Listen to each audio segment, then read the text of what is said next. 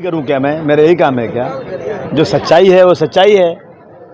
अगर शिवसेना को ये लगता था कि मैं बीजेपी की बी टीम हूं तो इतने दिन तक बर्दाश्त क्यों किया मुझे? उन्होंने पहले भगा देना चाहिए, पहले बोल देना चाहिए था कि आप हमारे साथ क्यों हैं। ये जो है अपॉर्चुनिस्ट लोग हैं, इनकी कोई आइडियोलॉजी नहीं है, ये सिर्फ वोटों के सौदागर हैं। हमारी एक आइडियोलॉजी है। देखिए, हमने जो युति हुई उसमें हम साथ में रहे, लेकिन हमारा नाम कहीं नहीं लिया जाता था। इवन हमें चलेगा, कोई बात नहीं, देश बड़ा है, पार्टी बड़ी नहीं है। देश के अंदर गंगा जमुनी तहजीब रहे, देश में अंदर हर समाज के लिए इंसाफ हो, ये हमारी कोशिश रहती है हमेशा। और इस इलेक्शन में भी जब सीटों का बंटवारा हुआ, हमें कभी नहीं बुलाया गया, हमने उसको बर्दाश्त किया, हम कुछ नहीं बोले। वो कहते हैं अखिलेश जी अच्छे आदमी हैं। अखिलेश जी खुद गए धुलिया में, मालेगांव में, उन्होंने देखा, सीटों का अनाउंसमेंट किया, कहीं भी ये अलायंस के लोग एक भी चुनकर नहीं आए, लेकिन वहाँ भी इन्होंने अखिलेश जी की इज्जत नहीं रखा, कुछ बात भी नहीं किया एक बार भी। और हमें 2 सीटें जो छोड़ा उस पर भी हमसे कोई बातचीत नहीं कि हमको बुलाया नहीं कभी, हमने न्यूज़ के माध्यम से सुना ये चीज़ें हैं।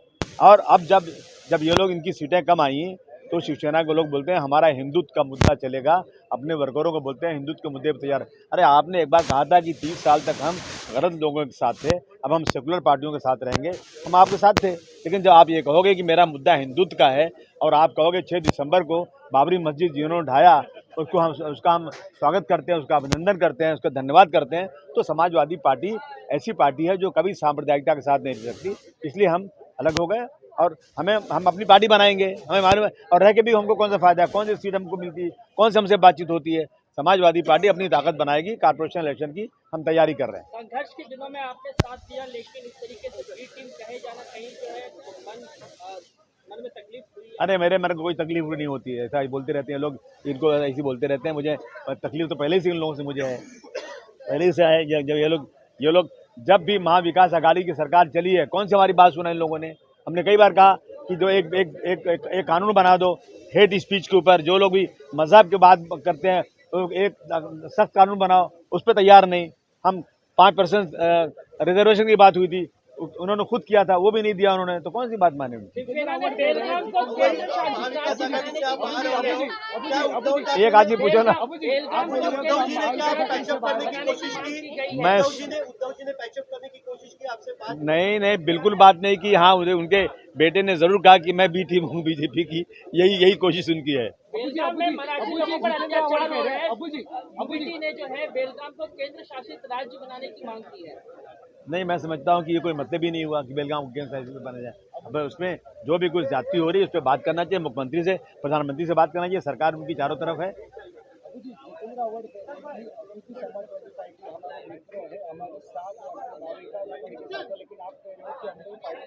जितेंद्र अवार्ड जी से पूछिए कि अब जाएंगे मुमरा में वोट मांगने ना, तो उनसे पूछेंगे लोग, सेकुलर लोग। अब तो इलेक्शन हो गया ना, अब तो आपको कोई मतलब नहीं है। पूछेंगे लोग कि जो लोग वो 6 दिसंबर जिसको ब्लैक डे मनाते हैं, जो बगैर किसी कानून के गुंडागर्दी से बाबरी मस्जिद तोड़ दी गई थी, लेकिन उसके बाद भी जब कोर्ट का फैसला हुआ तो मान लिया गया। अब वो लोग अगर कहें कि हम उस दिन को एक अच्छा दिन मानते हैं और उनको अभिनंदन करते हैं जिन लोगों ने तोड़ा, तो जितना रवाज जी आपको बहुत भारी पड़ने वाला है, समझ लीजिए आप।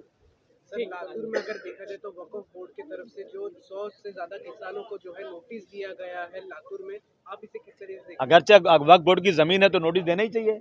वक्फ बोर्ड की जमीन का बंदर बांट हुआ है, बहुत सारी वक्फ बोर्ड की जमीनें अगर इंक्वायरी की जाए तो बहुत सारे गवर्नमेंट के ऑफिसर्स हैं, कलेक्टर की ऑफिस है, कारपोरेशन है, और इस तरह से बहुत सारी जमीनें कब्जा की हुई हैं। मैं समझता हूँ ये मुसलमानों के पूर्वजों ने दान किया था अल्लाह के नाम पर, वो जमीनें वापस मिलना चाहिए, चाहे किसी के पास भी हो। महबूबा मुफ्ती की बेटी इंतजाम मुफ्ती का एक बयान आया है, हिंदुत्व एक बीमारी है, क्या कहना है? नहीं, ये सब परेशान हो चुके हैं, इसलिए ऐसा कहा उन्होंने। देखिए, हिंदू मजहब बहुत अच्छा है, हिंदू लफ्ज़ किसी को वो नहीं है, लेकिन हिंदुत्व के नाम पर जो जुल्म जाति की जा रही है उससे लोगों को तकलीफ है। अभी महाविकास आघाड़ी से स्थापना किया है, तो अभी आप महाराष्ट्र की विधानसभा में भारतीय जनता पार्टी और उनके अलायंस को समर्थन देंगे, आपकी भूमिका क्या रहेगी? आप पूछिए ही मत ये बात, कभी जिंदगी में हो ही नहीं सकता कि हम भारतीय जनता पार्टी को सपोर्ट करें, कोई सवाल ही पैदा नहीं होता। हमारी भूमिका है, हम इंडिपेंडेंट काम करेंगे, जहाँ जो अच्छा लगे वो करेंगे। शिंदे साहब ने अगर दरख्वास्त की तो आप क्या उनके साथ समर्थन में रहेंगे? जी नहीं, कभी नहीं। जो लोग मोहम्मद रसूलुल्लाह सल्लल्लाहु अलैहि वसल्लम को अब सब कहने वाले, अपमानित करने वाले के साथ खड़े होकर कहेंगे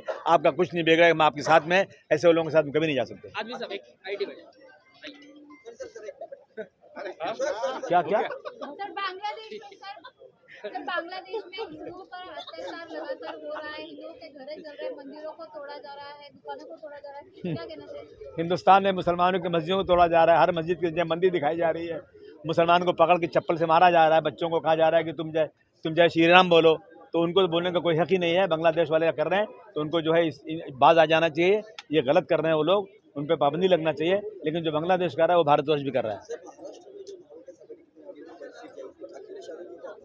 बिल्कुल चर्चा, हमारे अध्यक्ष है, उनसे बिना पूछे थोड़े कुछ काम करते हैं। हाँ बिल्कुल, कहा तुम जो कर रहे हो बिल्कुल सही करो, पार्टी बढ़ाओ, अकेला चलो। ठीक हुआ।